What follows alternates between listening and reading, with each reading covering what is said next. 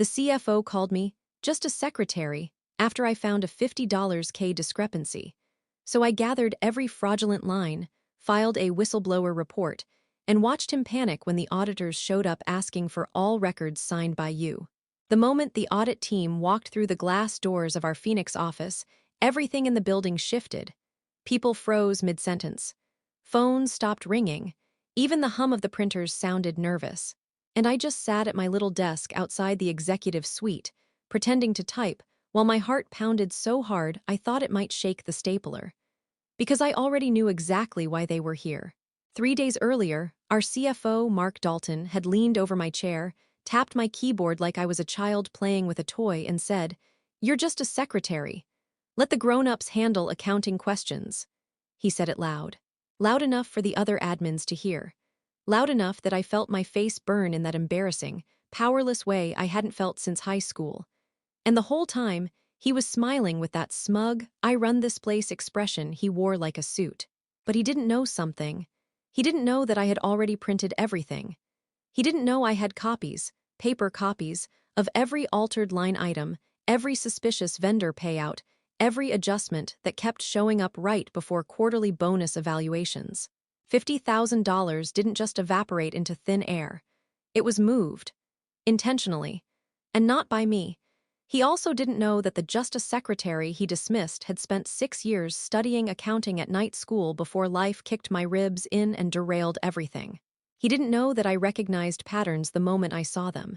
He didn't know that calling me stupid was the last shove I needed to decide what to do. So when the audit team appeared that morning, badges clipped, expressions sharp, heading straight toward his office, I just sat there with my coffee and watched. Mark came out of his office with that same fake friendly laugh he used whenever he needed to manipulate someone. But the look the lead auditor gave him stripped the color from his face faster than a bucket of bleach. "Mr. Dalton," the auditor said, "we need access to your department files, all of them." And the whole floor went silent. I watched Mark swallow. He tried to keep his voice steady, but I heard the slight crack. "May I ask what this is regarding?" The auditor didn't blink. "We received a detailed anonymous report, with documentation, quite a lot of it." Mark glanced at me for half a second, just a flicker, like he was checking if I knew anything. But I stared back at my screen, pretending to read a spreadsheet I'd opened purely for show. Inside, I felt this weird mix of terror and satisfaction. Like justice was finally stretching its legs, but might trip if I breathed too loudly. 2 directors came out of their offices. A few managers hovered by their doors. People whispered in clumps near the copier room. The vibe was that we were witnessing something big, bigger than a normal audit, bigger than a slap on the wrist. And Mark knew it. He forced a smile that didn't reach his eyes. "Of course, whatever you need." But the audit team didn't move. They stood there, blocking his doorway, waiting. The lead auditor said, "First, we'll need the transaction logs from the last 4 quarters, the unedited versions." That was the moment Mark froze, because he knew exactly what unedited meant. And I knew that everything was about to break open. Then the auditor said something that made my stomach flip, something I did not expect, something that told me this was far bigger than even I had guessed. "Additionally, we need to speak with the employee who accessed these records at 6:14 p.m. last Tuesday. The one who printed the original files. Please bring them to us." My hands went cold. They were asking for me. When they asked for the person who printed those records, I swear every muscle in my body stiffened at once. But before I take you into that moment, I need to rewind. Because none of this started with a $50,000 discrepancy. It started months earlier, long before anyone cared what just a secretary touched or printed. I'd been at Westmont Industries for almost 4 years. Admins came and went, but I stayed. Not because I loved the job, but because stability felt like oxygen after spending my 20s taking care of my sick dad, juggling night school, and surviving a breakup that wrecked me financially. The pay wasn't terrible, the health insurance kept my dad's meds affordable, and I could keep my head down and survive. Most people treated me fine. A few actually respected the fact that I ran the entire executive floor, while half the directors could barely manage their calendars. But Mark Dalton, the CFO, treated me like part of the furniture from day one. And not nice furniture either. More like the cheap office chairs nobody bothers to fix. The funny thing is, I didn't even find the discrepancy on purpose. I wasn't snooping. I wasn't digging. I was doing my job. One Friday afternoon, the accounting department left early for some team-building bowling thing. Mark was supposed to send the updated vendor payout sheet to a director before she left for a weekend conference. He delegated it to me, as usual, because he waited until the last second and didn't feel like walking across the office. He rushed out so fast, he left his office computer on, screen unlocked, document open. I glanced at it to confirm it was the right file. I shouldn't have seen the numbers. I shouldn't have recognized the mismatched totals. I shouldn't have remembered comparing those same vendor payouts with a different set of numbers he'd asked me to format the previous week. But I did see, and once I saw, I couldn't unsee. At first I thought it was a mistake. Everyone makes mistakes. But when I checked the prior file, the numbers didn't match, not even close. Someone was shifting money between internal vendor accounts. Only a few hundred here and there on each line, but adding up to tens of thousands. It bothered me all weekend. Not because I wanted to play detective, but because I'd watched this company cut bonuses, blame tight margins, and reduce overtime for hourly employees who genuinely needed it. Meanwhile, someone was sliding cash around like it was a private slush fund. I told myself I'd forget about it, that I'd just show up Monday, do my job, and not get involved. But then Monday morning came, and Mark stood over my desk with his coffee, giving me instructions in the slow, condescending tone he always used. Like I couldn't understand basic English. Like my brain was a weak Wi-Fi signal that cut out every few seconds. I asked him carefully if he wanted me to reconcile the vendor sheet with the figures from last quarter. He laughed. Actually laughed. Then he leaned closer, right over my shoulder, and said, "You don't need to look at those things. You're just a secretary. Let the grown-ups handle it." People heard, people smirked. One guy chuckled under his breath. And that was the moment something snapped in me, not loudly, not dramatically, but in a quiet, final way. Like a door closing. I decided if he wanted to treat me like furniture, fine, but furniture doesn't warn you before it breaks. That night I stayed late. Not to work overtime, but to print everything I could find. And the deeper I went, the more I realized the $50,000 was only the surface, barely the first crack in something much uglier. Something involving more than just Mark. Something I was now right in the middle of. By the time I finished printing everything that night, the office was empty and dead quiet. Just me, the hum of the ceiling lights, and the slow churn of the printer spitting out page after page of things I was pretty sure no admin was ever supposed to see. I didn't plan for how it would feel to actually hold the evidence. It made everything real. Too real. I remember staring at those stacks of paper thinking, this could ruin people's lives. This could ruin my life. But then I thought about the people in the warehouse who hadn't gotten raises in 3 years. I thought about the customer service reps whose bonuses were cut last quarter due to budget pressures. I thought about all the crappy decisions corporate kept blaming on operational costs. And suddenly, I didn't feel scared. I felt angry. Still, anger doesn't make you brave. It just makes you restless. The week after I found the files, everything at work felt different, colder. Like Mark could sense that something was off, even though he didn't know what. He hovered more, asked strange, pointless questions.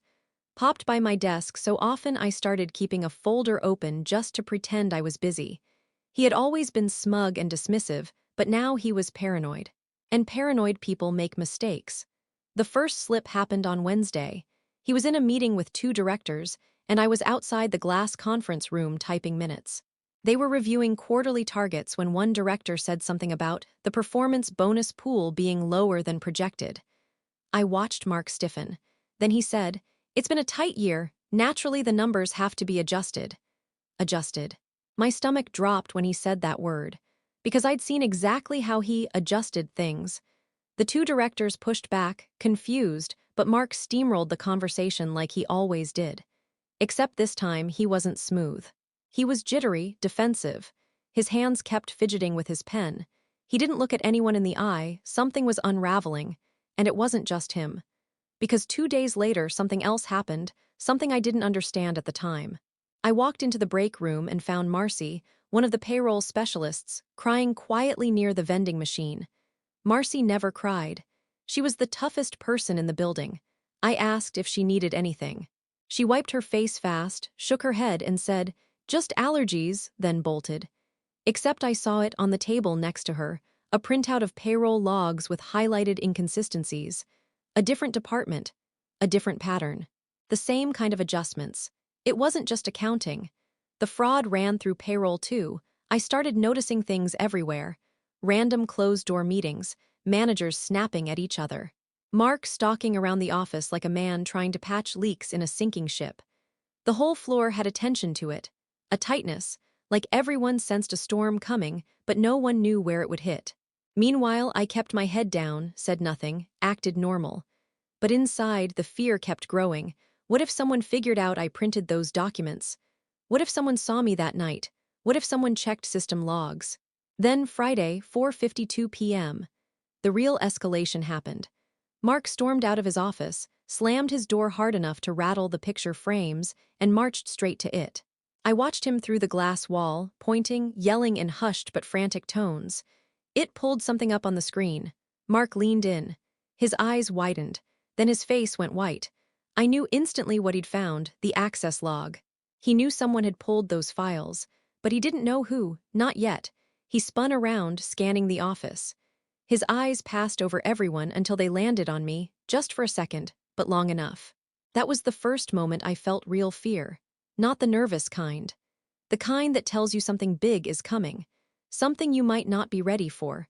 When Mark's eyes locked on me that Friday afternoon, I felt the air in the office shift, like everything suddenly got heavier. He didn't say anything. He didn't need to. The look said it all. He suspected me. But the real twist didn't happen until Monday morning. I came in early, like I always did, partly out of habit and partly because I wanted a few quiet minutes before anyone else showed up. I'd barely set my bag down when I noticed something strange. My desk drawers were slightly open. Not all the way. Just enough that you'd only notice if you saw them every day for years, like I had. At first, my brain tried to rationalize it. Maybe I hadn't closed them properly. Maybe the cleaning crew bumped them. Maybe I was imagining things. But then I sat down. And my keyboard wasn't where I left it. And the notepad where I kept my daily to-do lists, the one I always left turned to a blank page on Friday, was open to a random week from last month. Someone had gone through my stuff. Someone had searched my desk. And the only person with that level of access and nerve was Mark.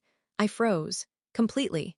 Because even though I hadn't kept any of the printed files there, I wasn't stupid. The idea that he had been inches from my belongings, rummaging through them like I was some criminal, it made my skin crawl. Before I could process it, my phone buzzed with a calendar invite. Mandatory finance floor meeting 8 o'clock, M-sharp conference room B.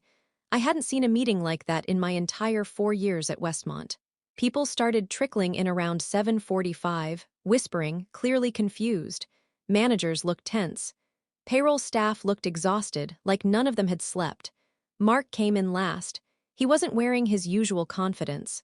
His tie was crooked, his hair was a mess, but his eyes, that was the biggest change. They were hard, cold, like he'd made up his mind about something and didn't care who got crushed in the process. He cleared his throat. "Someone in this department accessed restricted financial files without authorization," he said. "This is a very serious breach that could damage the company. It is reviewing logins and print histories. I expect whoever did this to come forward today." The room went dead quiet. He scanned every face. Slowly, deliberately. Then he added, "And just to be clear, attempts to disguise access won't work. We will find out. And disciplinary action will be immediate." The way he emphasized immediate made my stomach twist. I kept my eyes on the table, trying to look bored. But my pulse was pounding so hard I could see my heartbeat in my fingertips. Then he did something I did not see coming. He dismissed everyone except me. "Actually," he said, raising a hand just as people started to stand, "I need our admin to stay for a moment." My heart dropped straight through the floor. Everyone shuffled out slowly, glancing back at me with that uncomfortable mix of pity and curiosity people get when they think they're about to witness a firing. When the door clicked shut, Mark stood there staring at me, arms crossed, jaw clenched. Then he said, quietly but with absolute certainty, "I know it was you." My throat went dry. What are you talking about?" He stepped closer. Too close. "You accessed files you should never have even seen. You printed documents you had no authorization to print, and you've put this company at massive risk." I tried to swallow, but my mouth felt like cotton. He leaned in until I could smell the stale coffee on his breath and said, "But here's what you don't know, someone else already beat you to it." I blinked. "What?" He straightened up. "There was another set of files printed weeks before yours. Someone else in this building has been moving money without my knowledge." Everything inside me froze. I had assumed he was the mastermind. But now I realized something far worse. Mark wasn't just guilty, he wasn't even the only one involved. And whoever the other person was, they were still hiding. Watching. Manipulating numbers behind everyone's backs, including his. He thought I was part of it. He thought I was working with them. And suddenly, the danger I thought I was in, it doubled. I walked out of that conference room feeling like the ground under me was tilted, like the whole building had shifted while I'd been inside. Mark didn't yell. He didn't threaten me directly. But the way he said, "Someone else beat you to it," stuck to my skin like cold sweat. There was another person printing files, another person moving money, another person hiding in plain sight, and he thought I was connected to them. For the rest of the morning, my brain raced in a loop. If he thinks I'm working with someone, what does he plan to do? Fire me? Corner me? Pin the fraud on me? Because that was the real fear. Mark was the kind of guy who would absolutely throw someone under the bus if it meant saving himself. And suddenly, I realized he wasn't just looking for the other person. He was looking for a scapegoat. I'd made it easy by being the admin with too much access and not enough power. I needed a plan fast. The first thing I did was simple. Stop panicking long enough to think clearly. I forced myself to breathe normally, move normally, type normally. Panic makes you sloppy, and sloppy gets you caught. Next, I needed to figure out who the second person was. I replayed the last few weeks. The weird tension, Marcy crying in the break room, the way the payroll department had been acting like every conversation was a landmine. And then something clicked hard enough that I physically stopped typing. The payroll logs Marcy had left on the table. The highlighted inconsistencies. The same pattern of adjustments I found in accounting. But Mark had said someone printed files weeks before I did. Weeks before. That meant someone was doing this long before I got involved. Someone who knew payroll inside out. Someone who had access. Someone who had a motive. And then my stomach dropped because it hit me all at once. There was only one person in payroll who'd been at the company long enough, trusted enough, and quiet enough to do something like that without raising suspicions. Tom. The payroll manager. The guy everyone forgot existed. The guy who kept his office door half shut. The guy who never took vacations and kept stacks of backup logs in locked drawers. The guy who always said, "Payroll is boring, no one cares what we do." I used to think he was just socially awkward. Now I wasn't so sure, but suspicion wasn't proof. I needed evidence, more than printed pages, more than patterns, something solid. I couldn't access payroll files directly, but I could access scheduling records, meeting logs, and email metadata. Not the content, just timestamps and recipients. And that alone told a story that made the hair on my neck rise. Tom had been meeting with Mark far more often than I realized. Closed-door meetings. Budget realignment reviews. Process audits. Half were labeled vaguely. Some weren't labeled at all. But here was the part that made me stop breathing. There were several late-night access logs. Payroll, accounting. All tied to Tom's credentials, and there were matching ones under Mark's. They weren't doing this separately. They were doing it together, or at least they had been, until something changed. Maybe they fought, maybe something went wrong. Maybe one of them started stealing more than the other. But whatever happened, they clearly weren't a team anymore, because Mark had told me straight-faced that someone else was moving money without his knowledge. Which meant one thing. The partnership had blown up, and now they were both trying to pin it on somebody else, possibly on me. That's when the fear I'd been feeling transformed into something far sharper, colder, and cleaner. Resolve.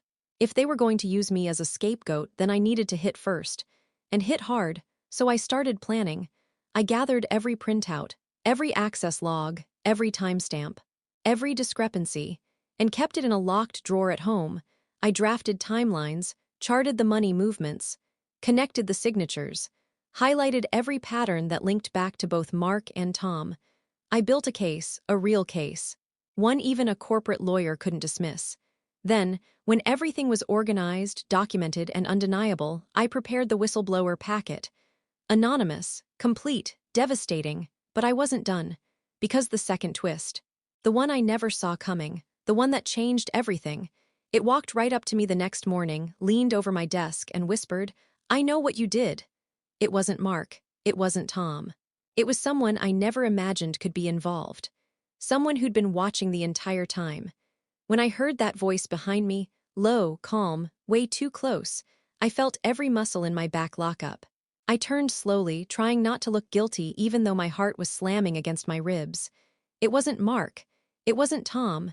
It was Julia, our HR director. Polished, perfect, always in muted colors and heels that never made a sound when she walked. The kind of woman who could fire you with a warm smile and a compliment about your earrings. She leaned one hand on the edge of my desk, like we were about to have some friendly little chat. "I know what you did," she repeated softly, but the way she said it wasn't threatening. It was almost disappointed. I forced my voice to stay even. "I'm not sure what you mean." Her eyes flicked toward the executives' offices, checking who was watching. Then she stepped slightly closer. "You printed the accounting reports. Don't bother pretending." My blood went cold. "How? IT monitors print logs," she said. "You wouldn't believe how many things land on my desk." Her smile didn't reach her eyes. "You're lucky it was me who saw it first." Lucky. Nothing about this felt lucky. She straightened up, crossing her arms. "Let me guess, you think Mark is stealing." I didn't answer. "You think you found some grand fraud," she continued, her voice lowered to a whisper. "You think you're doing the right thing." Something about her tone made me feel stupid. Small, like she wasn't angry at what I did, she was angry at how naive I was. "What are you talking about?" I asked. Julia sighed like she was tired of babysitting children. "Do you know how many people in this building have access to those files? How many layers exist above accounting? Above payroll? Above all of us?" She shook her head. "You're out of your depth." I stared at her, confused and suddenly nauseous. "So you're saying you knew?" "That's exactly what I'm saying," she whispered. "And you should have kept your head down. This isn't your fight." I felt my throat tighten. "Julia, how deep does this go?" She didn't answer right away. Instead, she reached into her folder and pulled out something that made my stomach twist. A copy of the same whistleblower packet I sent anonymously. My whistleblower packet. My anonymous report, printed, highlighted, tabbed, my entire body went cold. "You weren't as anonymous as you thought," she said quietly. I couldn't breathe for a second, couldn't even blink. "How did you?" She tapped the corner of the packet. "You made one mistake. You printed something with a tracking code tied to this floor's Xerox machine. It narrows the user to 3 people. I just had to look at the timestamps." The room felt like it was shrinking around me. Julia saw the panic rising in my face and held up a hand. "Relax, I'm not here to turn you in." Then she leaned closer, her voice the softest whisper yet. "I'm here to warn you." Something in her tone made every hair on my arm stand up. "Warn me about what?" I asked. But she didn't answer right away. Instead, she checked the hallway again, her eyes sharp, searching, calculating. Then she stepped even closer, close enough that I felt her breath near my ear. "Mark isn't your biggest problem," she murmured. "And Tom isn't either." My heartbeat stuttered. She pulled back just enough to look me in the eyes, her expression full of something I'd never seen on her face before: actual fear. "The real reason the numbers are moving, the real person behind all this, isn't in accounting, and isn't in payroll." I felt the words forming in my throat before I even said them. "Who is it then?" Julia's lips tightened. "Someone higher." My pulse roared in my ears. "Higher than the CFO?" I whispered back. She didn't nod. She didn't shake her head.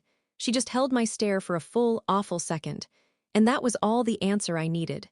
Before I could process any of it, she dropped the final blow, quiet, sharp, and deadly. "You need to stop digging. You're already being watched." My stomach flipped. "By who?" she inhaled, steadying herself. "By the person who orchestrated everything." That's when she said the name that made my entire body go cold. Someone I had trusted. Someone I never even considered. Someone who had the power to bury me with one email. The CEO. When Julia said the CEO's name, something inside me dropped. Not like a realization, more like a trapdoor opening under my ribs. Our CEO, Cameron Holt, wasn't some shadowy figure. He was everywhere: company town halls, charity photos, LinkedIn posts about leadership excellence. He shook every hand. He remembered birthdays. He brought donuts to the warehouse every other Friday. He was the kind of executive people bragged about working for. But Julia stood there looking pale and tense, like just saying his name out loud was dangerous. I swallowed hard. Number, that doesn't make sense. Cameron doesn't handle budgets. He handles everything, she cut in quietly. You think money moves in a company without the CEO knowing? Especially this much. My voice cracked. Why would he even do this? Julia looked at me with this heartbreaking mix of pity and frustration. Because he doesn't care who breaks, as long as he gets what he wants. I shook my head. What does he want? It's not like he needs more money. He makes 7 figures. That's when she let the truth fall with blunt, surgical brutality. He's planning to sell the company. My stomach twisted. What? She nodded. A private equity firm has been circling for months. They want clean books, tight margins, and a leadership team that hits every quarterly target perfectly. Cameron needs Westmont to look leaner, more profitable, more efficient on paper. She dropped her voice lower. And to do that, he's been ordering cuts and reallocations to inflate the metrics. Make payroll look smaller. Make expenses look lighter. Make the bonus pool seem unnecessary. Pad the profit margins with money taken from employees who need it the most. It felt like being punched in the chest. All of this, I whispered, because he wants to sell, she nodded once, and pocket the kind of payout that changes someone's entire life. I felt sick. Cameron wasn't just greedy, he was calculated. Cold. He was slicing the company apart piece by piece, stealing from his own people to polish the numbers, and planning to walk away with millions while the rest of us were left in the smoke. I forced the words out. So Mark and Tom, she exhaled. Both of them were following orders at first. Cameron needed people inside accounting and payroll to shift money around quietly. Mark agreed because he's ambitious. Tom agreed because he's terrified of being fired. He has a brother with medical bills. Cameron picked his pawns carefully. My mind spun. But the two of them turned on each other. They always do, Julia said. Cameron counts on that. He sets people up, lets paranoia do the rest, and keeps himself clean. I felt a cold realization creeping through me. So he knew someone would eventually get blamed. He wanted it, she said bluntly. Someone had to take the fall when the numbers got too messy. Cameron's whole strategy works because the guilt stays below him. I stared at her, my voice barely a whisper. He was going to pin everything on Mark. Her silence confirmed it. And when Mark cracked, I continued, he tried to pin it on me. Exactly, Julia said. You showed initiative, you asked questions. You accessed files you weren't supposed to. He thought you were digging for someone else. You became the perfect target. My hands were shaking now. I didn't realize until she gently touched the edge of my desk. I tried to protect you by stopping the print investigation, she said. But Cameron already knows someone is exposing the accounting issues. The whistleblower packet put him on alert. The fear hit me full force. Julia, what is he going to do? Her eyes softened with something I didn't expect, real sadness. He's going to make sure it lands on whoever can't fight back, she said. He's going to pick someone small, someone powerless. Someone alone, her gaze held mine. He's going to pick you. The truth hit me so hard I couldn't speak. Cameron had built this entire scheme with one guiding principle. He didn't need loyalty, he needed silence. And anyone who broke that silence became disposable. But I wasn't disposable. Not anymore. Because I had evidence he didn't know I had. And after everything he'd done, after using people, ruining them, stealing from them, I was going to burn his entire plan to the ground. The moment Julia walked away, leaving me with the truth about Cameron, something inside me hardened. Not anger, not fear, clarity. I finally understood the scale of what I was up against. The CEO wasn't just manipulating numbers. He was orchestrating the downfall of anyone who might expose him. He'd built the perfect ladder to climb out with millions, and he didn't care who he snapped in half on the way up. And he'd chosen me as the sacrifice. That's when I made my decision. If Cameron wanted someone to take the fall, it wasn't going to be me. And it wasn't going to be the warehouse crew, or Marcy in payroll, or the people whose bonuses he'd gutted to fake operational efficiency. It was going to be him.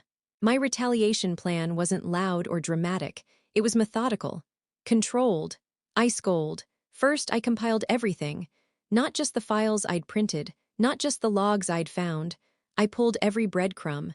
Email metadata showing Cameron's midnight check-ins with payroll calendar, invites for informal budget reviews, with no paper trail access logs showing his temporary login into finance drives. Something he had no reason to do, a timeline that matched every adjustment, with Cameron's private meetings.